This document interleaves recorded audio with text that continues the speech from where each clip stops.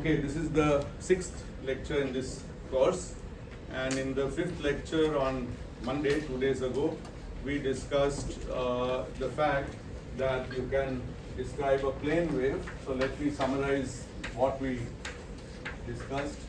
First we said a plane wave in 1D. It's some kind of basic wave. In electromagnetism, you get these as solutions to Maxwell's equations. They come with a time dependence also, e to the ikx minus omega t, but we'll add the time dependence later. So right now we are just trying to understand the wave at some instant in time. Okay. Then we realize that this is fully delocalized in x.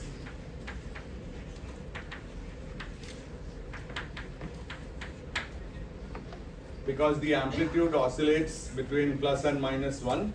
I can put some amplitude in front of it, but it oscillates between some plus and minus, some maximum amplitude, and it does so all over space from x going to minus infinity to plus infinity, which means everywhere literally in the universe. It's a very absurd idealization, but it's very useful because it comes out by solving some equations. So this you can think of as a monochromatic wave.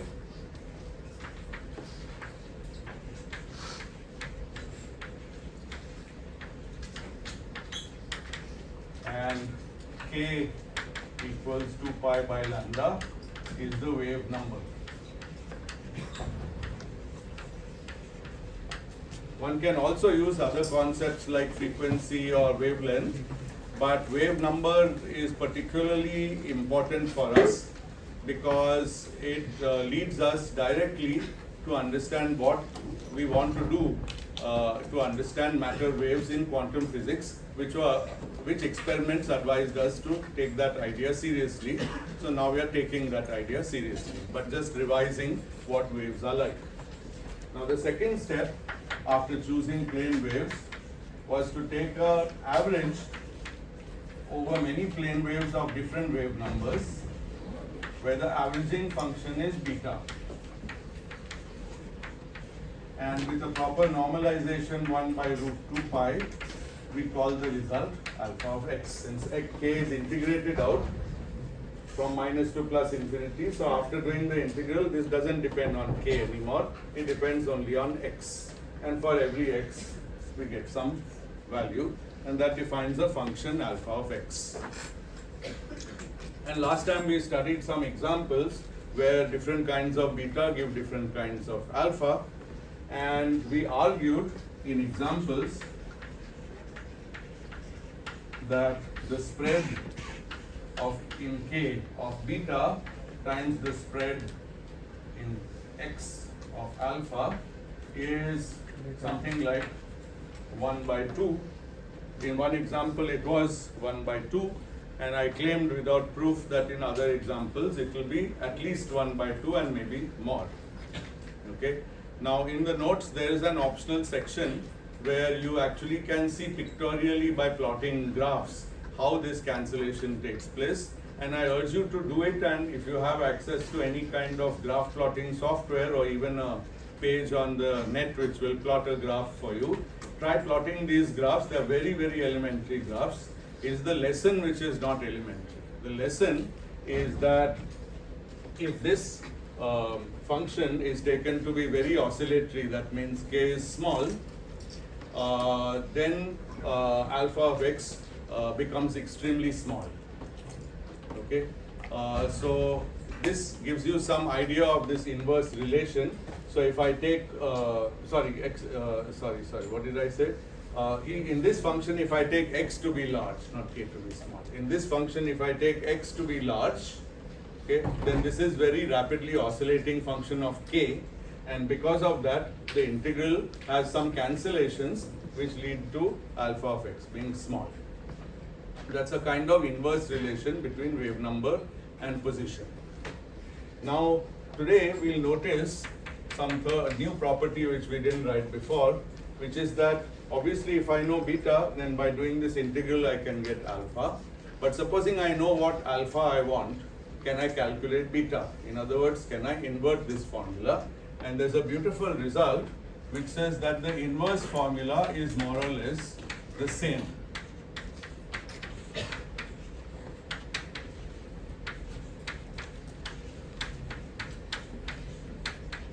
The only difference is that here there's a minus, here there was a plus.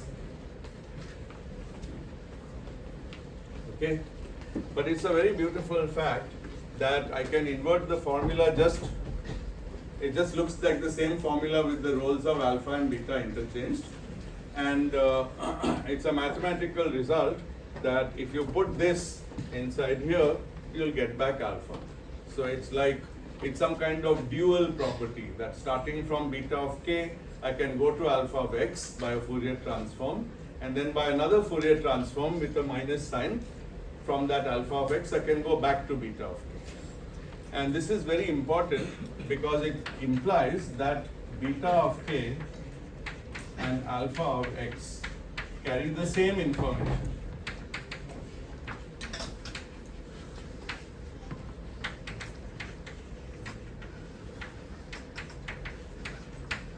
Once I know beta, I definitely know alpha, but also if you give me alpha, I definitely know beta, so it's equivalent information. What I cannot do is to specify both alpha and beta as I feel like. Okay? So, can only specify one or the other.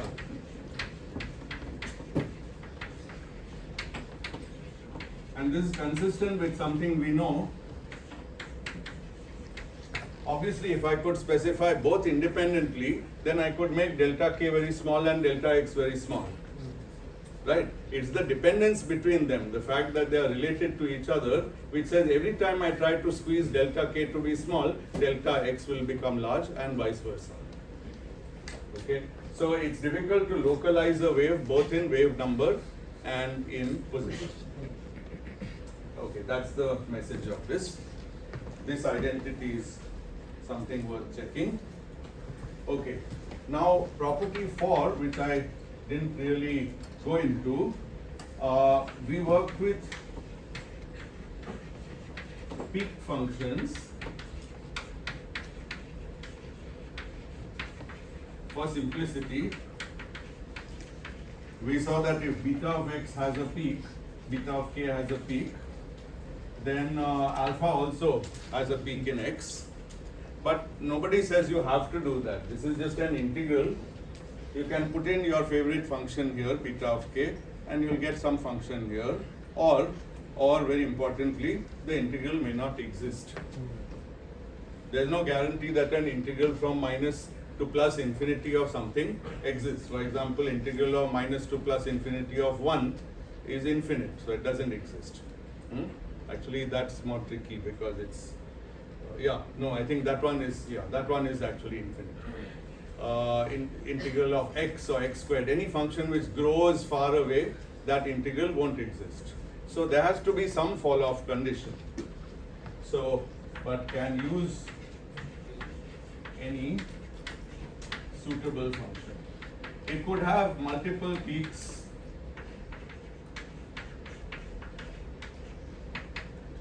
But the actual study of what are suitable functions which have Fourier transform is a detailed mathematical question which is beyond the scope of this course. So we take the practical approach that we just hope for the best. We pick a function, we see if we can integrate it against e to the I kx. If it works, good, then I have a pair of beta and alpha. If it doesn't work, then that's not a function I should use. Okay. Now another property, so these are 4 properties of waves. 5th property, which is requires a little calculation, and then we'll go on to use these things. So the 5th property is, supposing I multiply beta of k by k, what happens to alpha?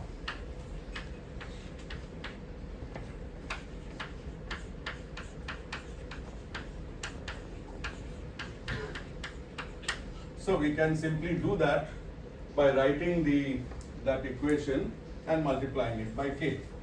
So beta of k is 1 by root 2 pi integral dx.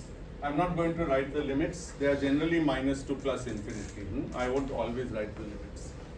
Alpha of x e to the minus ikx. So now I multiply this by k. I get a new function. You can think of it as a new beta. I had a beta, now I have another beta, which is just the old one multiplied by k. So I should multiply here by k. Now this is an integral in x. It doesn't know anything about k. So I can put k inside here. K is just a constant. Okay? But now I use a trick.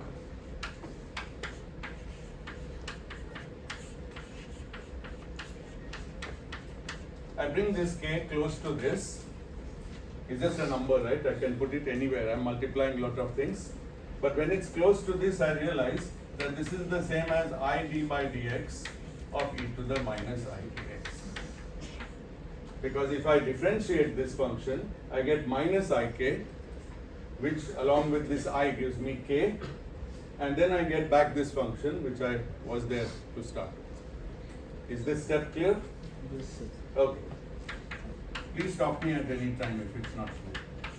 Now I'll do a little manipulation. So this is a derivative, and it's acting only on this part while this function is outside. There's a thing called chain rule of differentiation. So I can write this as the sum of two terms. In one term, I take this I d by dx and act on the whole thing.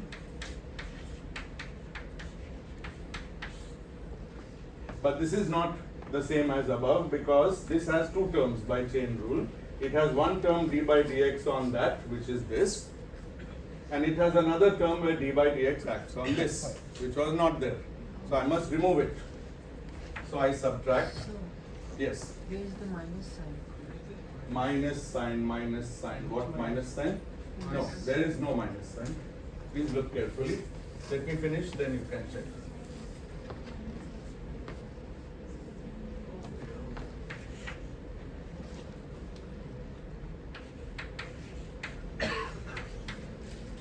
Oh. It's correct. Yes, it is correct.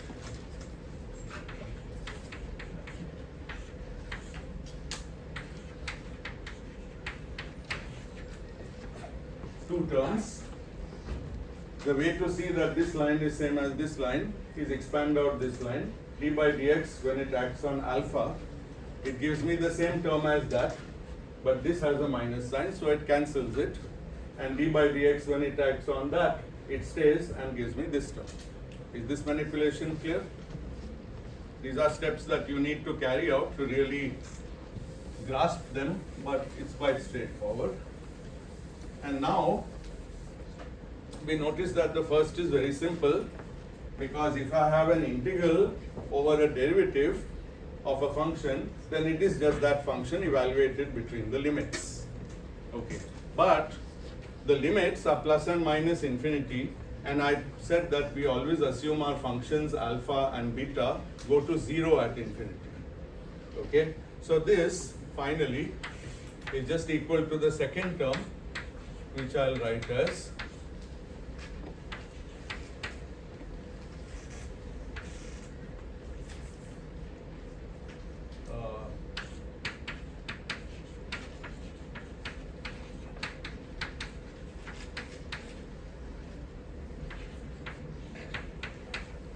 that. So following this, so this is equal to 0 because alpha x goes to 0 at infinity.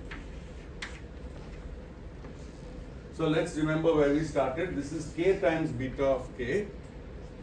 Okay. The question we wanted to ask is, given k times beta of k, what is the corresponding alpha? I change beta to k times beta. The corresponding alpha gets changed. Did I do something wrong? No. No, I did something.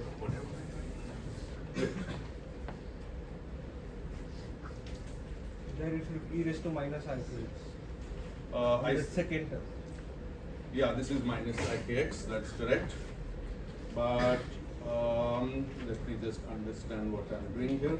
Yeah. Yeah, this term is 0, so I have to keep this term, which is minus, sorry, I wrote something wrong. Much better. So you see that this is a new alpha, while this is my new beta. The new beta is an old one multiplied by k, but the new alpha isn't multiplied by anything, it's instead differentiated. Okay? Can you see this? This manipulation is very, very, very important. It's central to the subject. Okay. So conclusion is that k beta of k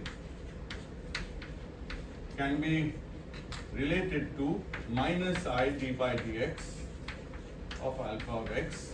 And what it means by this relation is that if beta and alpha are Fourier transform of each other, then k beta is the Fourier transform of this function. Yes? Explain what? New alpha. I'm calling it a new alpha because look at it, it's an integral dx over some function turns e to the minus ikx. So I'm just calling it a new alpha. So the question is, if beta is the Fourier transform of alpha, then k beta is the Fourier transform of what? The answer to what is the new alpha. It's some other thing, right? It can't be the same thing. K beta is a new function. K beta is not the same function as beta. So we learn this relation, and it's very easy to show by the same calculation that x, if I take alpha of x and multiply by x, then I get I d by dk of beta k. This one was done using the inverse Fourier transform, namely I started with beta as an integral over alpha. This one can be derived starting with alpha as an integral over beta. And you know that they are kind of conjugate or dual relations. And because one of these has a e to the minus ikx, but the reverse Fourier transform has plus, so there's a difference in sign. It is very important within our conventions. If you look up engineering books or any reference on Fourier transforms, there are many different conventions people use.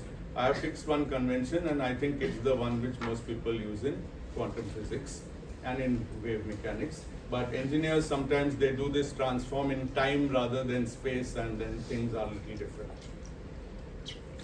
Okay, is this much clear? Now, we can generalize this result because supposing I have a function of k acting on beta k.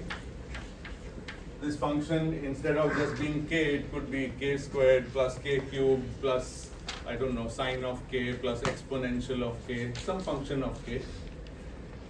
But it's easy to convince yourself that the Fourier transform of it will be the same function but of minus I d by dx. So in that function, wherever I see k, I replace it by minus I d by dx. So this is a more general statement. It says not just k acting on beta, but if I do k multiple times, like k to the n, I keep multiplying k with beta many times. Every time I do it, the same manipulation of integrals will give me a minus I d by dx. Okay? Yes.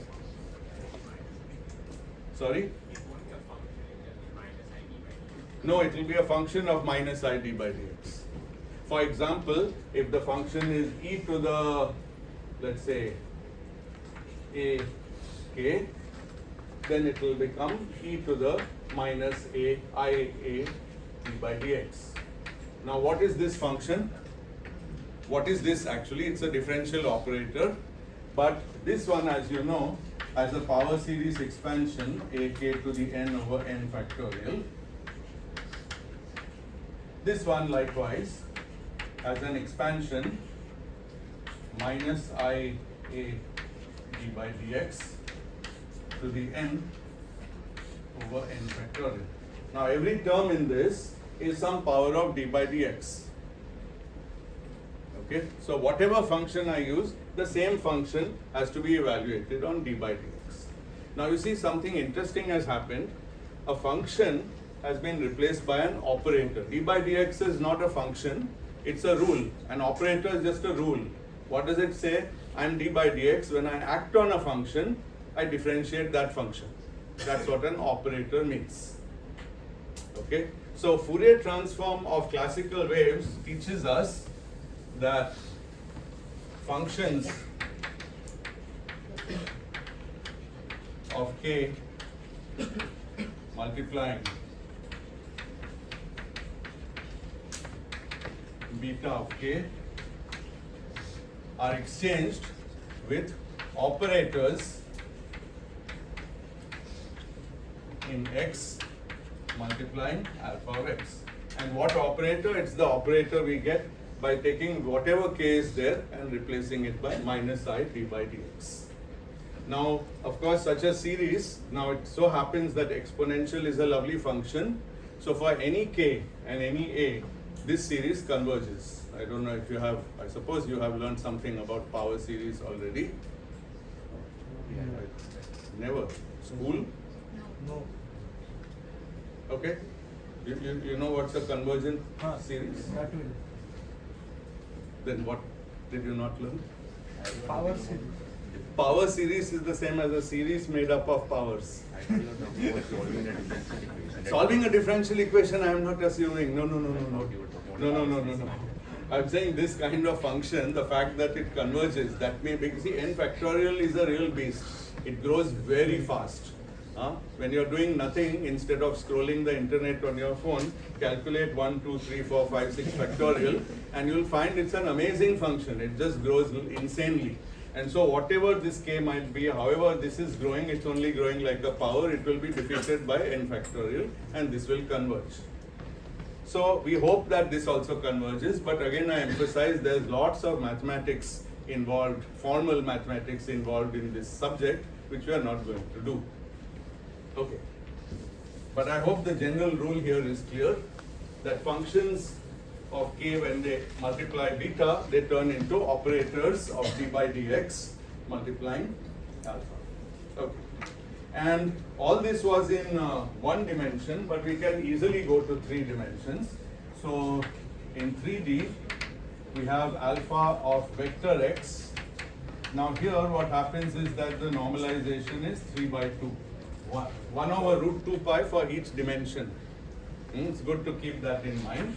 Integral d3k beta of k e to the I k dot x is just what you would expect. But there is some new feature, which is that this doesn't just factorize into product of 1D integrals. It's not 3 1D integrals, because beta could be a function which involves all the components of k together. For example, beta could be kx, ky, kz. That wouldn't be a very good function, but it could be that function times something else. And so this is a function of the whole 3 vector, but this is just product of dkx, dky, dkz, and that's also a product of e to the I kx times x, I ky times y, and so on.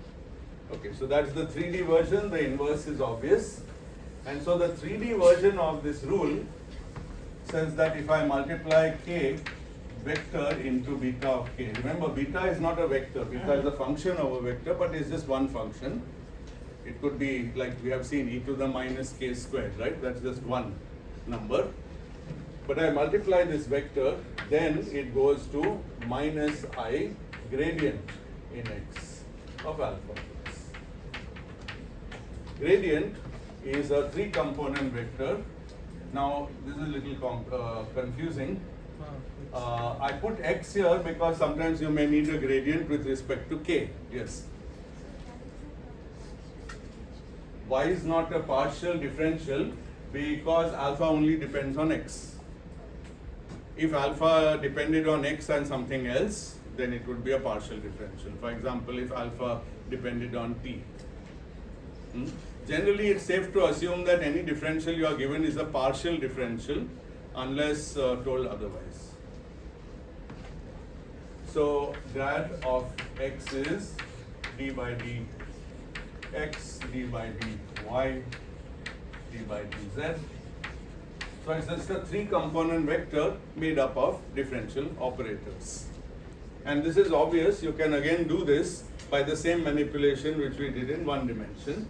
And there's a reverse one which says that x vector multiplying alpha of x is the Fourier transform of I gradient in k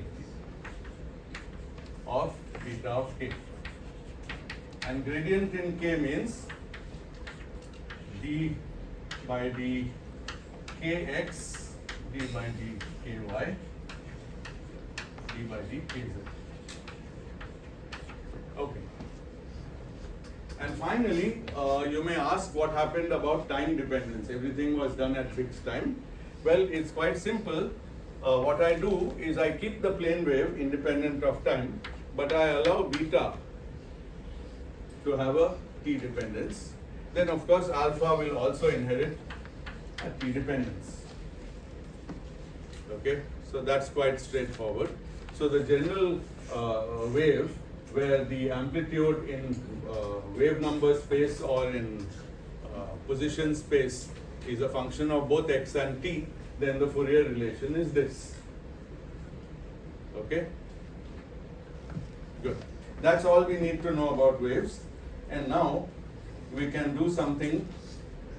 Okay, let's notice something now.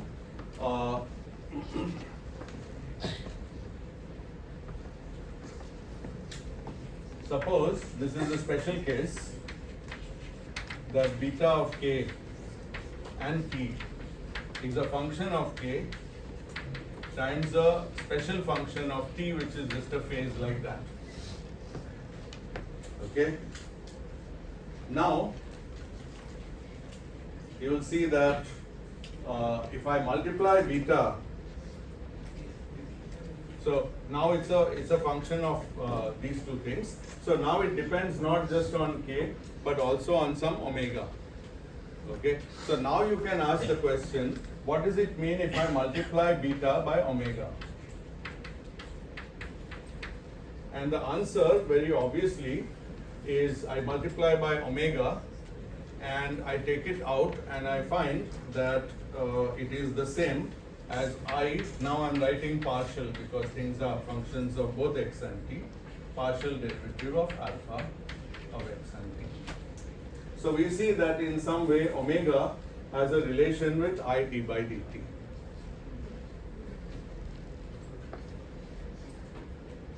The point though is that this is only true if I took a very special beta, and it's not the case that omega and t are somehow truly conjugate. There's no Fourier transform we are doing which involves them. In relativistic physics we will have to do that, but in non-relativistic physics time and space are different. So we simply introduce time dependence and notice that there's some relation between omega and d by dt. Good. Now we are at the end of the 19th century, beginning of the 20th century, and we have read de Broglie's thesis, which actually I tried to read a few days ago. There's an English translation available from the de Broglie Foundation. He was a count, so he was sort of royalty. I don't think he was really employed or anything. King, he was a king or a prince. A count is a kind of a nobility, different from a king. But yeah, not count is not someone who counts. They count in the other sense. They are important in society because they are rich and powerful. Good. So his thesis contained a very key proposal that the momentum, let's understand clearly what it is, momentum of a particle is related in this way to the wave vector of a wave of the corresponding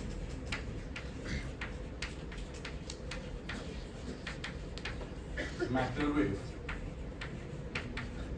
A simplified version of how he arrived here is there in my notes, and I also mentioned it in one of my lectures.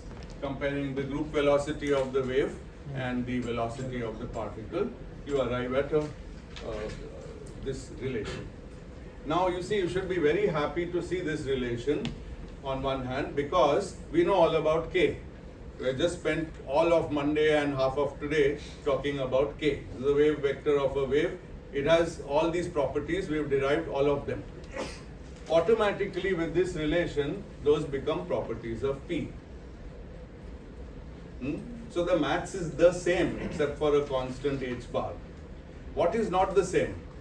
In our minds, the wave number of a wave and the momentum of a particle have nothing to do with each other. I told you that earlier.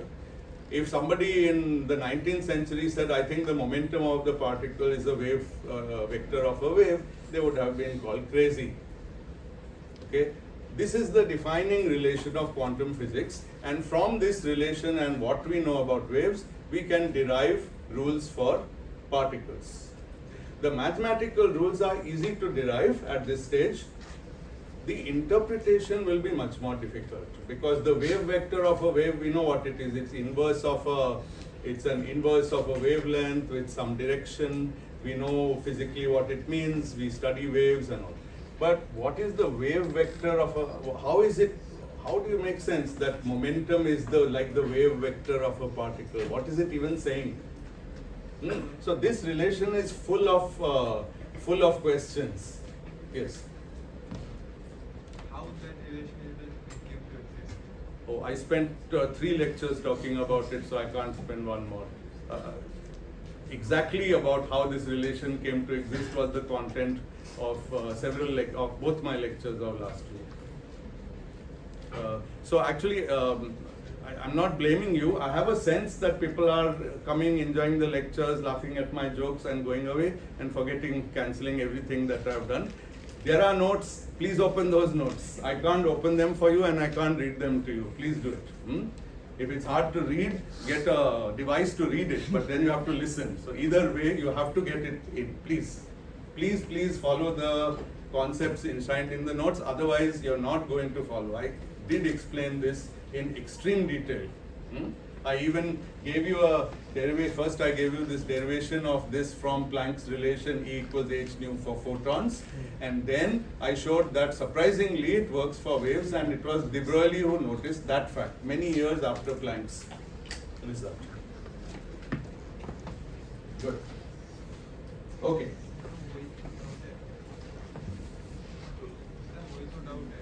हाँ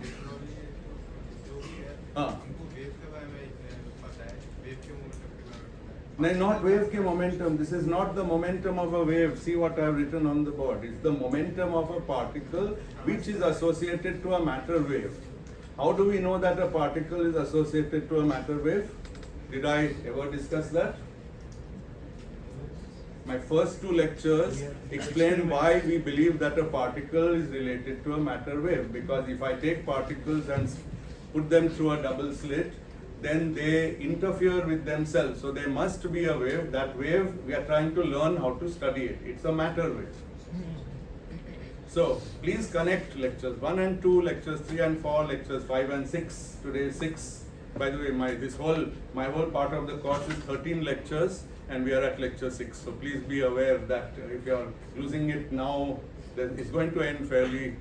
This is halfway. We are almost halfway. So please connect all these things, and also connect with other courses that you have taken, other information you can get, textbooks, Wikipedia, whatever you like, friends. But please connect. It's the one-line summary of physics. You must connect, otherwise you'll miss the point of this argument. But I'm not scolding you at all for asking the question. It's a legitimate question, and I have been asked it many times also outside by other people. So please realize that this is a very shocking relation. You should have jumped up and protested against me last week when I wrote it. This is absolutely shocking and bizarre relation. It relates 2 things which have no business to be related. The momentum of a particle. The particle could be me or you, or a train. It says a train has a wave vector. Okay? Everything in nature has a wave vector if it has a momentum. Amazing fact. All the mystery of quantum physics follows from that statement. Good. Okay. Now one interesting thing that follows is that the kinetic energy of a particle, which we know is this. Okay, now from now on for the rest of the course, or at least for quite some time, unless I say otherwise, my particle will be non-relativistic. The reason is Schrodinger's equation doesn't even work for particles moving close to the speed of light.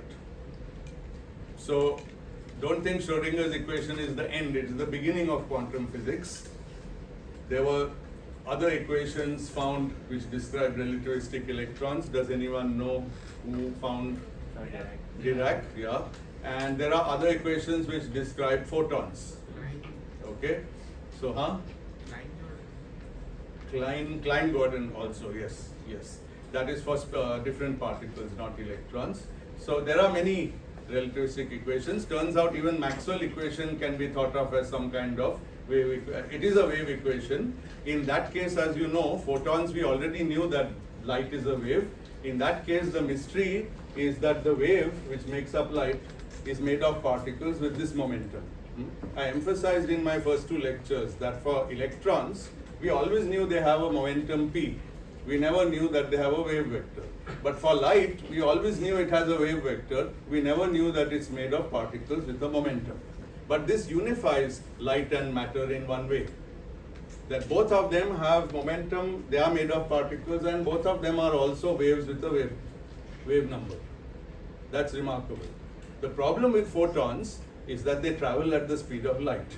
So therefore, they are relativistic. Therefore, they do not satisfy Schrodinger's equation, and therefore we can't actually say much in this course about photons. Studying the quantum physics of photons properly, you can study in some approximations, but studying it properly requires quantum field theory, which is a much harder subject. Good. So, this is the kinetic energy of a non-relativistic particle. And what does this relation tell me? Blindly, it says that it is this for the corresponding matter wave. Okay, good. Now, if every particle has a matter wave, that's what this also is saying, then there should be a wave function like what we discussed, alpha of x or beta of k, to describe the matter wave.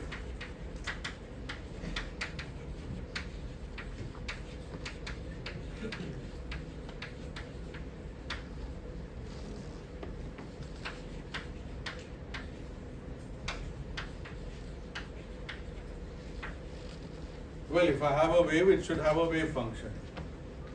And we already saw that alpha and beta are the wave function of a classical wave in x space and in wave vector space. So correspondingly, in quantum theory, there should be a wave function in x space and p space, because p is proportional to k. We can just use p as the conjugate variable instead of k. They're just related by a number. So I'll call the wave function psi of x in position space. It's similar to alpha of x, and I'll call it psi tilde of p in momentum space. So now I have renamed the wave number space as momentum space. I should put a vector sign, but sometimes I prefer to work in one dimension just to simplify the formula. Whatever I do in one dimension, I'm sure you can extend. Actually, this one we can even just extend. And of course, you know that the position that a wave can be time dependent, and so we should allow both the wave functions of p and x and p and t to be time dependent. And what's the relation between them? Well, it's nothing but what you have already learned. It should be some factor which I'll write down in a minute. Integral d3x psi of x and t.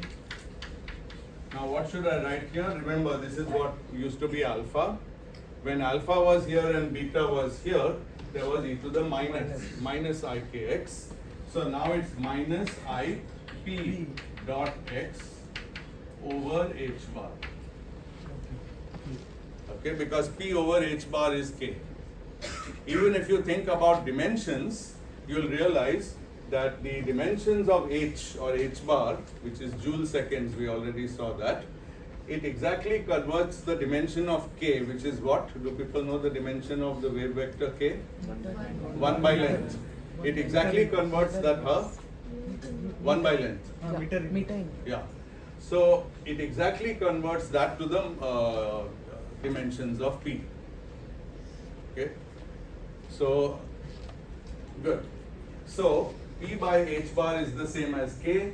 K has inverse length, x has length. K dot x is dimensionless. So this also combination is dimensionless. That's very important. We should never exponentiate a function which has a dimension, right? Because the exponential is sum of powers of that. Every power will have a different dimension. We can't add things with different dimension. So it's a good check that whatever is upstairs in exponential should have no dimension, and this is the precise combination. When people saw this kind of thing, they began to think of classical mechanics, which again they knew much better than you, because you still have to take a formal course in mechanics, but by end of 19th century mechanics was very well known. So this px relation is something that's known in classical mechanics as the canonical, as that the fact that p and x make a canonical conjugate pair. Okay, and people were like, wow, that means this bizarre relation is giving me some px kind of relations in quantum physics, and these seem to be mimicking the fact that p and x, even in classical physics, have some canonical relationship. That canonical relationship, those of you who take mechanics will learn it. I don't know if it was there in the introductory mechanics of last year, but it probably shouldn't have been because it's a little bit advanced topic. Just telling you this to alert you to the fact that the people who discovered quantum physics already knew all of classical physics, mechanics, optics, waves. So many of these ideas came from that knowledge. Good. Now, supposing I take p and multiply it on psi tilde of p. By Fourier transform, how will it act on psi of x?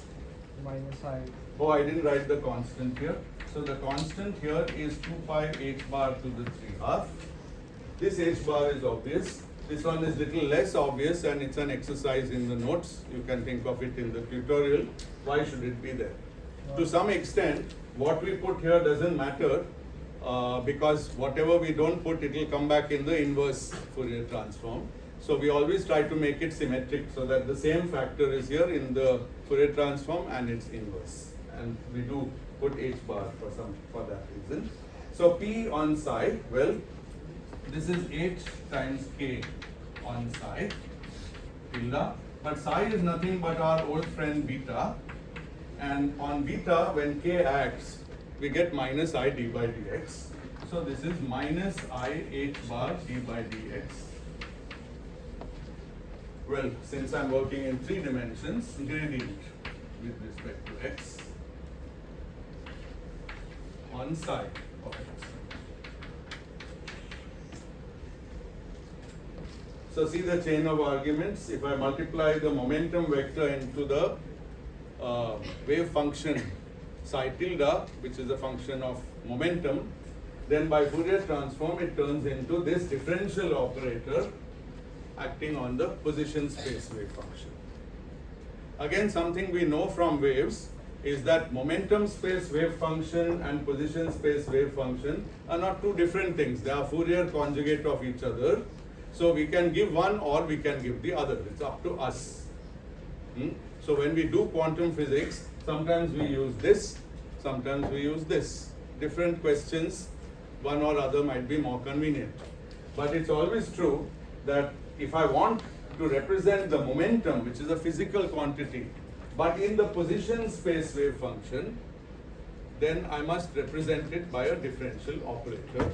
And so here we learn a remarkable fact that the momentum of a particle is represented on psi x by an operator, and the operator is minus I h bar gradient with respect to x. And here is the source of the importance of operators, because momentum was something we always thought we know what it is. It's just mass times velocity. How hard is that? Velocity is distance per unit time. I can measure everything. Now it's not so clear I can measure everything, because the wave function psi of x tells me everything about the particle, and on that the momentum acts not as a number but as a differential operator. And then the answers to physics questions depend on the vagaries of differential operators. What do they actually do? We just need to learn differential operators. Yes? Like every function is differentiable, so we should get answer. No, every function is not differentiable. No? No, there are plenty of functions which are not differentiable. So yeah, so therefore what? But if every function was Differentiable, then definitely we would get an answer to the momentum of that. yeah, if the wave function is differentiable, then we get some answer, but it's not clear, it's much less clear what sort of answer we get. Okay, now the last thing that we have to do, and fortunately it's very easy, is to ask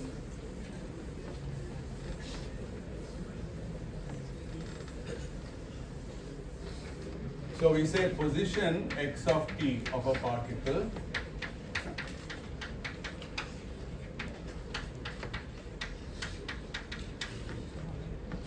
satisfies Newton equations. What does psi of x satisfy? We always want some equation which will determine it in a given physical situation. Okay, the equation typically says given the starting, so here it says given the starting x, I integrate some equation f equals m d2x by dt squared, which is Newton's law, and after I integrate it and I use the boundary condition that x was something at the initial instant and its initial velocity was something, then I get the full motion x of t. So similarly, I would like something which determines psi. And here one has to guess. There is no easy way to guess. And Schrodinger's inspiration was to make the right guess. He said, look, energy is kinetic plus potential energy for a non-relativistic particle. Now, using the ideas of quantum of de Broglie and waves, I should replace this by p squared by 2m. But p squared by 2m is h bar squared k squared by 2m. And this is minus h bar squared over 2m gradient in x squared. We have made all this correspondence. V, on the other hand, is just a function of x. Actually, things become much more difficult if the potential is velocity dependent, and it does happen in nature, but we work with very simple systems. So his first proposal was that E times the wave function psi of x and t is equal to minus h bar squared upon 2m gradient squared plus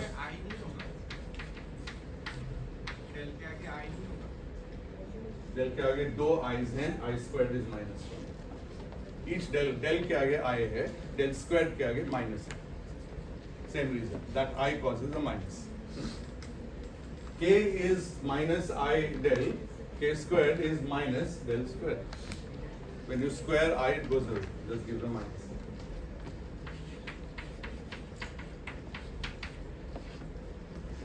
So this is a proposal. It says that maybe the wave function is determined by the energy conservation or the energy condition or the definition of energy, which says that energy is sum of kinetic and potential energies, and therefore this is a possible equation which might determine the wave function.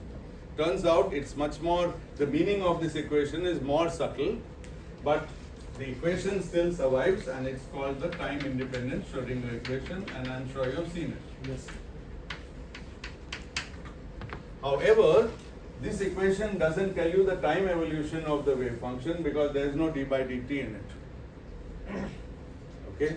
And here we make the guess that E in time dependent situations is replaced by I h bar d by dt. And now I really should write partial derivatives. And so then we get the equation minus h squared over 2m gradient squared plus v of x acting on a wave function psi of x and t is equal to I h bar del by del t of psi of x and t. And this is the time dependent Schrodinger equation. Now I've just written two equations for you. We have not seen what is the meaning of psi really, the physical meaning. We have to understand it. This is how things were, in fact, at the time of Schrodinger's work.